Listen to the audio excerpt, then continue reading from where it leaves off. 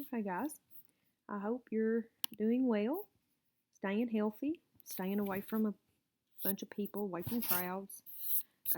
Hoping we'll get back to school soon, but at this point, uh, there's no end to this in sight, so we'll see. um, I forgot to leave, I think I forgot to leave copies of this PowerPoint with um, at school in the folder that I left for you with your lab handouts in it. So I will come up there. I'm going to go up there um, today and at some point, like before lunch probably, and put the PowerPoint, the copies. I don't think I put them in there. I'll have to go see, unless you guys have already went and looked and can let me know if it's in there or not. But anyway, I'll go up there and check, and if I didn't put them in the folders of the copies that I left for you, because I honestly don't remember if I did or didn't, but I don't think I did. Anyway, I will go up there and check, and if I didn't, I'll get the copies made, and I will put them in the folders for you uh, before lunch today. Um, so if you want to go up there um, sometime before lunch or after lunch, I don't know. Like, we don't have to go into work. Like, we're going to be working from home the rest of the week. We don't have to go into the school building, but I will go in there tomorrow to see if I left those copies. And if I didn't leave copies of chapter 10, I will put them in there. And your lab handout, your lab handout for lab 13 is in there. I gave you guys lab 12 after our lab exam that Friday, which has been a couple weeks ago. So you should already have lab exercise 12. But I put lab exercise 13 in there as well for those of you who said you wanted it. And so you can come up there. If you haven't come up there yet to get the stuff, um, I will. It will be up there in the front, and hopefully there will be somebody there when you get there that you can go in and pick it up. Again, we're going to do chapter 10 today. I hope you've already taken. I posted the chapter 9 lecture quiz today as well, so hopefully you've already taken that, and then you'll. After watching this video, you'll answer some questions over chapter 10, and then just be reviewing over your PowerPoints, kind of be familiar with what it is that you're gonna have to know for your test, and then your test will post tomorrow. That is Thursday. Your test will post Thursday morning, and that will be due by Thursday night at 11:55 p.m. And then Friday, you will need you will be completing your lab exercise 12 handout and also lab exercise 13 handout.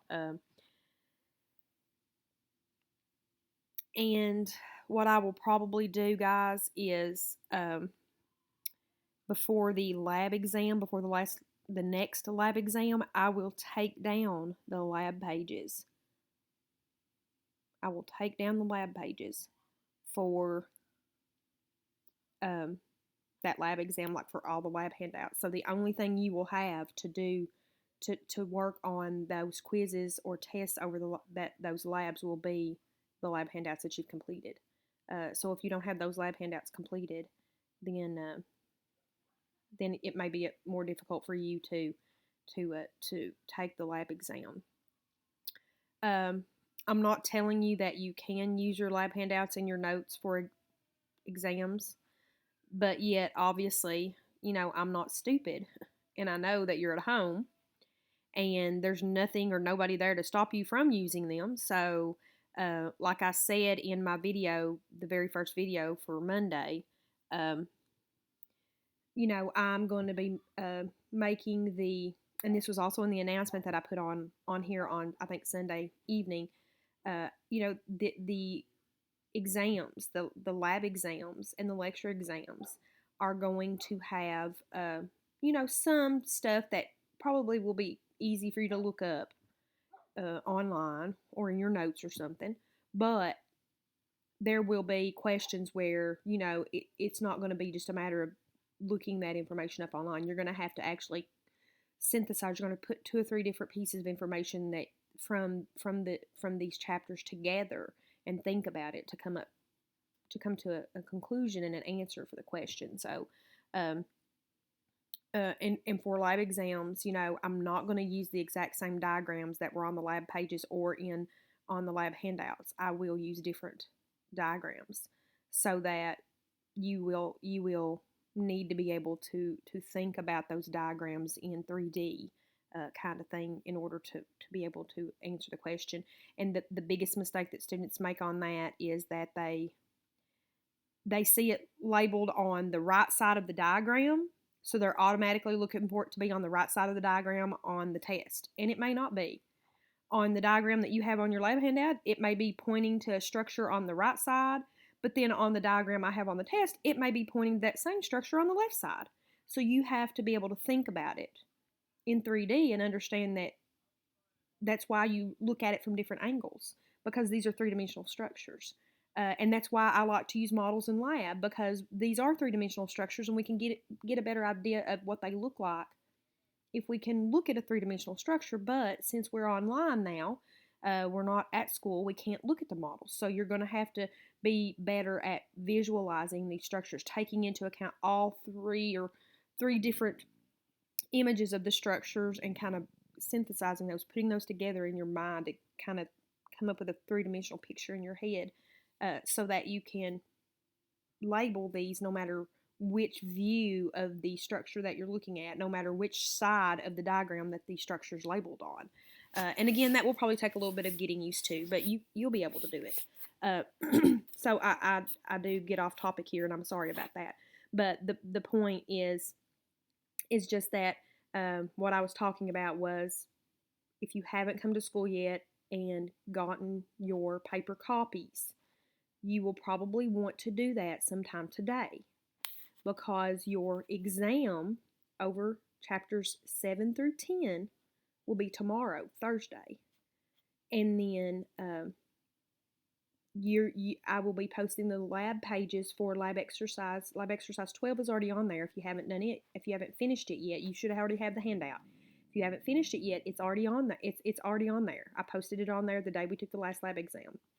But lab exercise 13 will post Friday. And so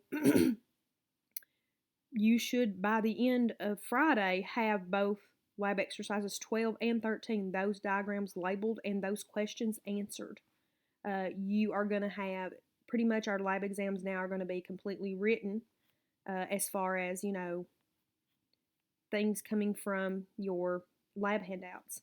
And so therefore, if you don't have those completed, then your quizzes and your exams are going to be harder, because those are the things you're going to have to study, because I will be taking the lab pages that I have on Google Classroom. I will be taking those down. Probably my plan is to probably take those lab pages down by the time we do the next lab. So like the lab exercises 12 and 13, I will take those off by next Thursday when it's time for us to do the next lab exercise. So, you will want to be getting those done by that time. So anyway, just kind of trying to give you an idea of what's to come, trying to give you an idea of what's going to be coming up next week, what could be coming up in the future if we don't get to go back to school, and what's going to be coming up this week, Thursday and Friday. Just kind of trying to help to talk you through some things and get you prepared for what is coming next. So what we're going to be looking at today, not going to take too long, is chapter 10.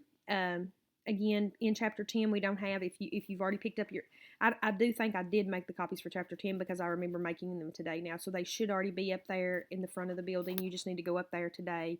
If you didn't go up there yesterday, like you were supposed to, because you should have gotten a one call telling you to come get your stuff today, or Tuesday, yesterday. But if you didn't, you need to call up there today and see if there's someone up there, so that you can go in and get your paper copies, because you're going to want to have those for the test tomorrow, and also for filling out your lab handouts on Friday.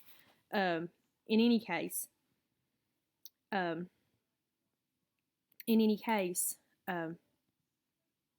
you will, if you have already picked the copies up for chapter 10, you see there's just a few learning targets. The PowerPoint's pretty short, and there's just a few questions. Because we are only doing a certain number of pages in Chapter 10. And I don't remember exactly what pages those are in Chapter 10, but since you don't have a textbook anyway, it doesn't matter. But just a few pages in Chapter 10. We're not doing the whole chapter, so therefore this will be pretty short and sweet, except for the fact that I've already been talking quite a bit now about things that are coming up next. So sorry about that. But anyway, Chapter 10, we're looking at the gross anatomy of the muscular system, mainly looking at some vocabulary that's involved in it. We'll actually be looking at the muscles of the head and neck and arm and shoulder and thigh and hip and things like that in lab. So lab is where you'll get most of your actual muscles as far as names and where they are. We're not going to really be learning a lot of functions of the muscles, but as far as names and what they are, we're going to be learning that in lab. So that's what your labs 12 and 13, and I think maybe 14 and 15 or something like that are going to be over, all about all the different muscles and their names and where they are in your body. So in lecture, we're not learning the functions of the muscles anywhere, and we're not really learning about names and locations of muscles in lecture. We're just learning about just terminology mainly for muscles. So anyway, we know, again, what we're looking at here. There's 3 types of muscles, but we're looking specifically at skeletal muscle. We know skeletal muscles are attached to our bones. And basically, a skeletal muscle is going to extend from one bone to another bone across a joint. So skeletal muscles usually always cross a joint. And that's probably something I should have highlighted there. They usually cross a joint. And we talked about that just a little bit last year in anatomy, but just to reiterate that. Okay, remember that skeletal muscles cause movement by contracting. When they contract, they shorten and they pull on a bone. So no skeletal muscle pushes. Skeletal muscles only pull to cause movement. When they contract, they pull one bone of the joint that they cross toward the other bone of that joint.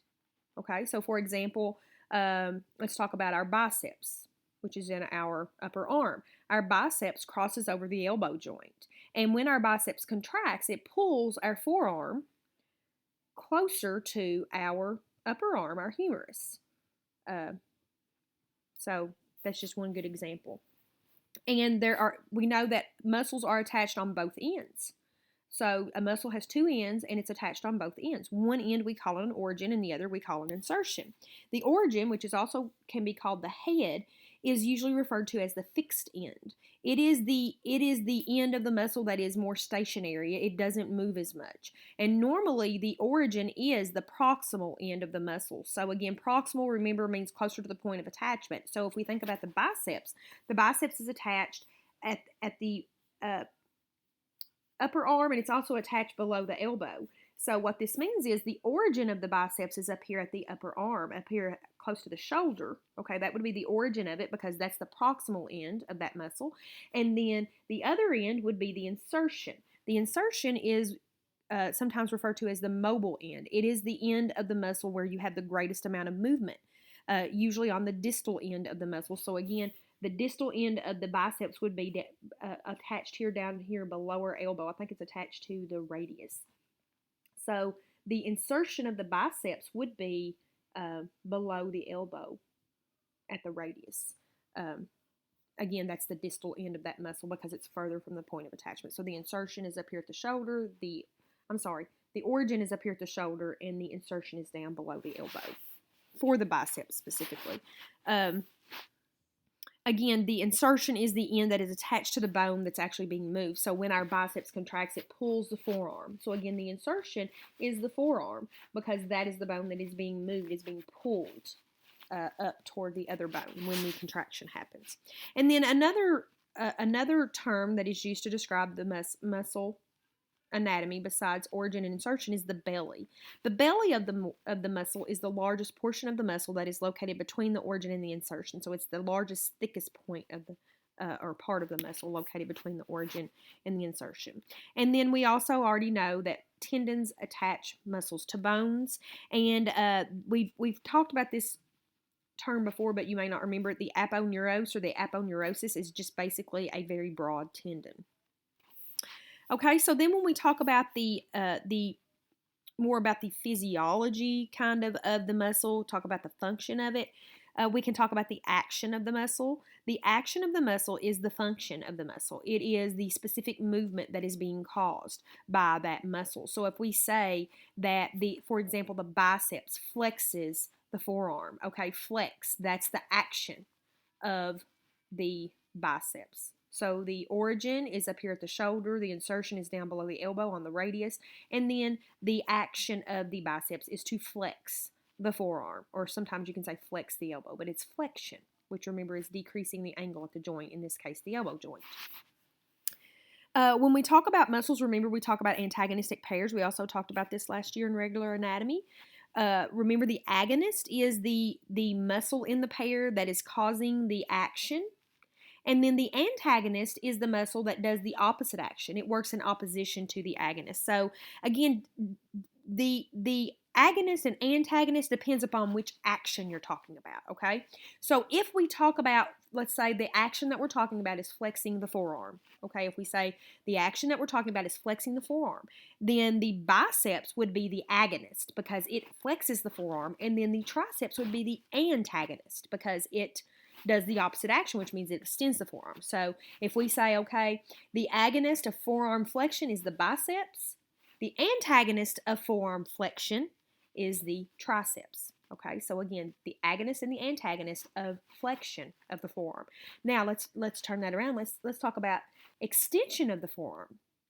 If we're talking about the action extension of the forearm, then we would say that the triceps is the agonist of forearm extension, and the biceps is the antagonist of forearm extension. So again, it depends upon which action we're talking about. If we're talking about flexion, then the biceps is the agonist, the triceps is the antagonist. But if we're talking about extension of the forearm, then it's just the opposite. The triceps is the agonist and the biceps is the antagonist. So which muscle is the agonist and which one is the antagonist all depends upon which action you're talking about. Okay, we also have groups of muscles, or basically when we talk about groups of muscles, we talk about synergists. Groups of muscles that work together to help cause a certain movement of a body part are called synergists. And of the group, the prime mover is the one that does most of the movement. So if we talk about some synergists, okay, let's talk about synergists when it comes to flexing the forearm. Well, there are two muscles that work as synergists. It is the biceps brachii and the brachialis. So the prime mover of forearm flexion is the brachialis. So in reality, the brachialis does most of the flexing of the forearm. The biceps just assists it. It helps it do the flexing of the forearm, but the brachialis is the actual one that does most of the flexion.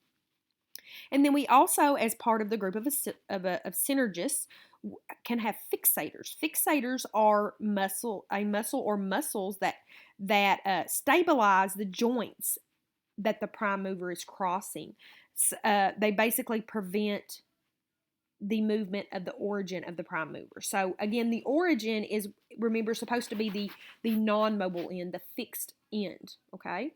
It's the end that we're not really wanting to move very much. But if we don't have something to stabilize it and fix it, then we could get more movement than we want at that origin. And the more movement we have at the origin, the less efficient our movement will be at the other end, the insertion end. So we have fixators that fix that origin. They keep it more stable and still and steady so that that muscle is able to move that other end, that insertion end. An example of this would be when we are moving our humerus, the example that I have here, the rhomboideus muscles, the rhomboideus major and minor, actually stabilize the scapula. They act as fixators to stabilize the scapula so that the muscles that are moving the forearm can move the forearm without the scapula moving too much. Okay, and this is a diagram looking at the biceps and triceps again. Here's the belly of the biceps. Again, that very thick, large part between the origin and the insertion. Up here's the origin of the biceps. It is actually attached here to the scapula. And then the insertion of the biceps is here at the radius. So we would say the origin, again, it's going to be the proximal end of the muscle, again, closer to the point of attachment, the proximal end is going to be the more fixed end. It's not as mobile, and that is up here at the scapula.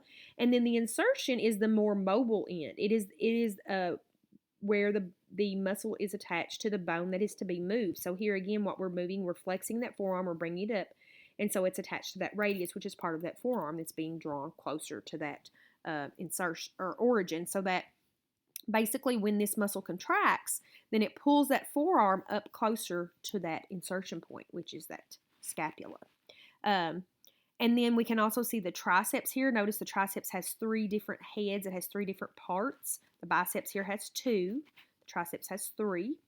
That's why they're called bi and tri, and we'll talk more about that in a minute. But anyway, the origin of the triceps is also up here close to the scapula. It's actually attached to the scapula and the humerus. And then the insertion of the triceps is down here on the ulna, which is also part of the forearm. So again, at the origin, it is not very mobile, not a lot of movement. And then at the insertion, when this triceps contracts, it extends this forearm. It brings it back down by pulling on this ulna. And so I think this is a really good diagram where you can see when this one shortens, it's pulling up like this. And then when this one contracts and shortens, it actually pulls on that ulna, and it pulls this muscle shortens, and it pulls this forearm back down, which is extending it. Okay, so we also can look at different classes of muscle shapes. There's 5 different classes of muscle shapes based upon the arrangement of the fascicles in the muscle. You can have a circular arrangement of fascicles. This is where the fascicles are arranged in a circle around an opening, and when these muscles contract, they actually constrict the opening or close it. And we'll see that when we look in lab at some of the muscles that are around the mouth and the eye. You have the orbicularis oculi, which is around your eyes, and then the orbicularis oris, which is around your mouth. And so those muscles are actually, the fascicles are arranged in a circular pattern around that opening that is your mouth, and when they contract and constrict, they close the opening, which is your mouth. We also can have a convergent arrangement of fascicles, or a convergent shape, and this is where the fascicles are all joined together at one end, and then on the other side there's a wide area. And so the muscles are going to have an approximate triangular shape, and we'll look at some pictures of these in a minute. And your pectoralis muscles on your chest are an example of those. We can also have parallel muscles, which have their fascicles arranged parallel to the long axis of the muscle, and you actually can have different kinds of parallel arrangements. You can have a trapezium arrangement. This is more like a triangular arrangement. You can have a rhomboidal arrangement, which is more like a diamond. And then you can have a quadrate arrangement, which is more like a rectangle. So when you have these fibers arranged parallel and they form a triangle, that's your trapezius. Again, trapezius, named for that shape, triangle or trapezium. Again, rhomboideus, that muscle is going to be more like a diamond, and that's the rhomboidal shape. So again, named for its shape. And then the rectus abdominis is going to be the one that is quadrate, where you have the fascicles arranged, and it forms more of a rectangular shape. The fourth shape is pinnate, and in this arrangement pattern, the fascicles come out of a tendon like the barbs of a feather, and this tendon runs the length of the muscle. You can have a unipinnate, bipinnate, multipinnate. I don't really get the difference between all those. We'll look at some pictures, and it really still doesn't make sense to me. And I'm probably not going to ask you a lot of questions about that. And then the last one is fusiform. This is going to be like your biceps brachii. Remember that your your smooth muscle cells are fusiform. They're kind of thick in the middle and tapered on the ends. Well, that's kind of the fusiform shape that we're talking about here of the muscle. The fascicles are arranged so that they're tapered, the muscle tapers at each end. Those fascicles just kind of end in a tendon. And that gives it that fusiform shape. Your biceps and triceps are both this. So if we look at a picture here, we can see the fascicles arranged in a circular pattern around the opening, and when they contract or constrict, it closes that opening. Here is the convergent. On one end, you have wide, and they gather at a common point on the other end. So you can see it here in these pecs.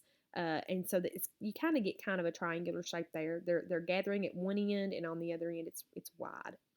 And then our parallel arrangement, here's our the parallel arrangement that gives us that triangular shape. Here's the parallel arrangement that gives us that rhomboideus or diamond shape.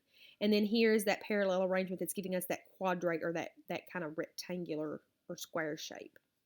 Here's your pinnate. Again, remember with the pinnate, you have the fascicles emerging out of a tendon that runs the length of the muscle and kind of looks like the barbs of a feather. I can see it here more. Here you can kind of see that tendon and, those fascicles emerging like the barbs of a feather. Here I don't see it as much. I don't really see the tendon. And then here's our fusiform. This is our biceps. You can see that it's kind of thicker in the middle. That's that belly. And then it's thinner on the ends. It tapers off into a tendon. So again, that kind of does look like a fusiform or spindle shape.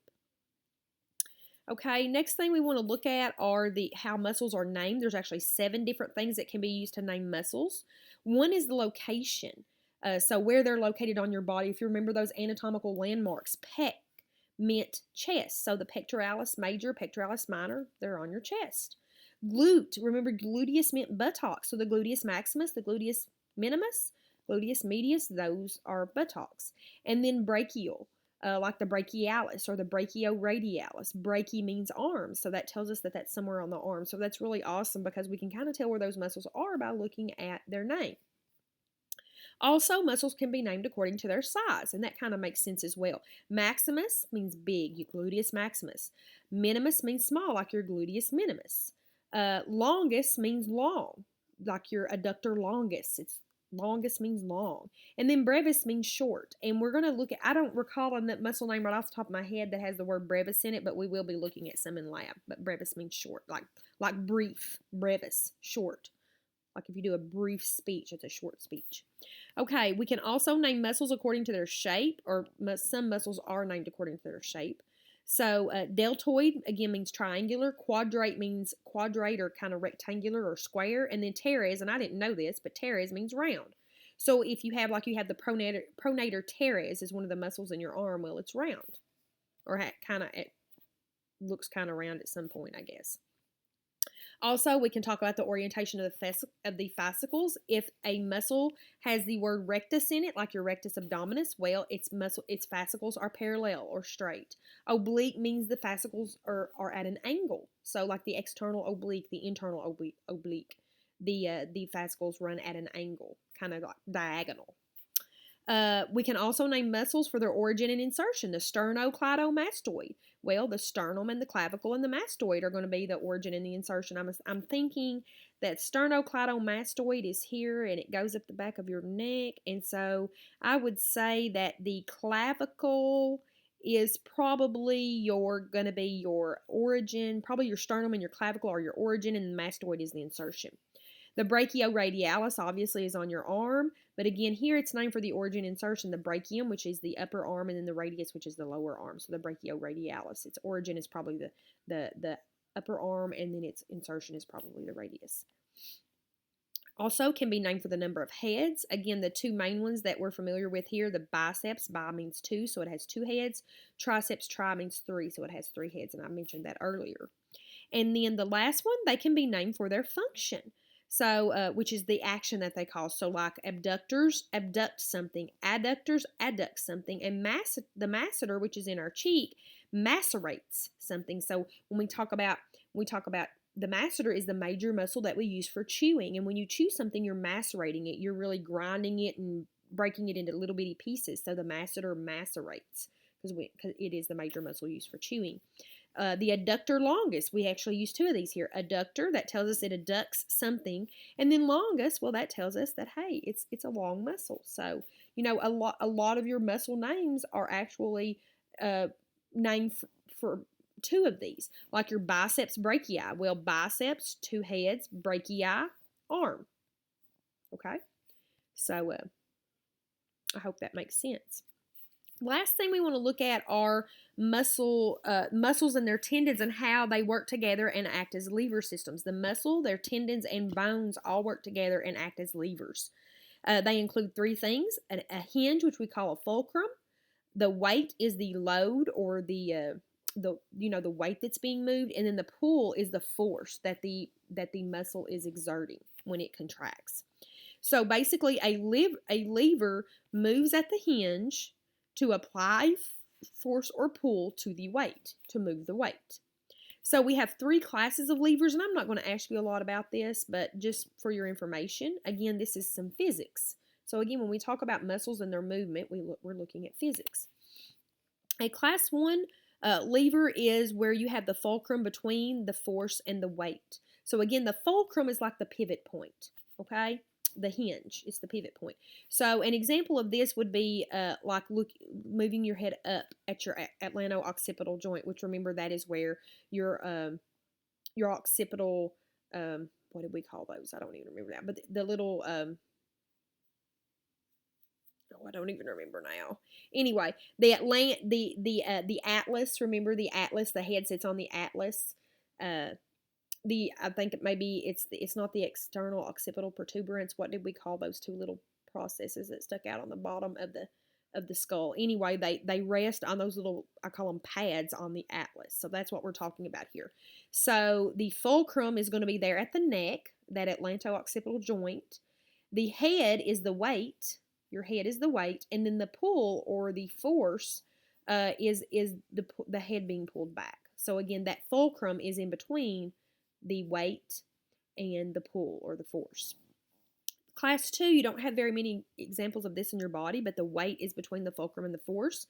An example of this would be depressing your mandible. So again, the weight is the mandible itself. The fulcrum is the joint there, and then the pull is here at the chin. That is where the chin is being pulled down. So again, the weight is between the fulcrum and the force or pull. And then the most common type of lever in your body is a class 3, and this is where the pull is located between the fulcrum and the weight. You have a lot of these. A good example is your arm, your elbow. The fulcrum, again, is the pivot point. That is going to be, it's the hinge. That's going to be your elbow joint.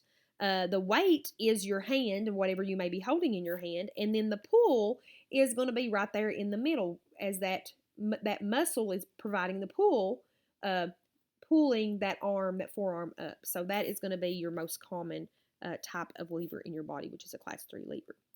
The last couple pictures here, I just have a picture of some of the major muscles on the anterior side of your body, and then the major muscles on the posterior side of your body. So here again, you can see the pectoralis major. You can see the orbicularis oculi and the orbicularis oris. You can see the sternocleidomastoid here. You can see the deltoid. You can see the biceps brachii. You can see your sartorius and your gracilis. You can see your quads. On the back, we're going to be able to see our hamstrings. We can see our tibialis anterior. We can see our gastrocnemius, which is our calf muscle. If we go on to the back, we can see that big old huge trapezius. We can see again the deltoid. We can see the infraspinatus or infraspinatus right here. We can see the lats or latissimus dorsi. We can see the gluteus maximus. You can see your semitendinosus, biceps femoris, and your semimembranosus, and those make up your hamstrings. You can also see your gracilis a little bit here too. Again, there's your gastrocnemius really big. You can see the soleus just a little bit. So those are some of the major muscles that we learned last year in regular anatomy on the cat. So now we're going to be looking at humans and seeing what these look like on humans. Again, we'll be looking at this a lot more in lab. This is just kind of an overview. Okay, please let me know if you have any questions.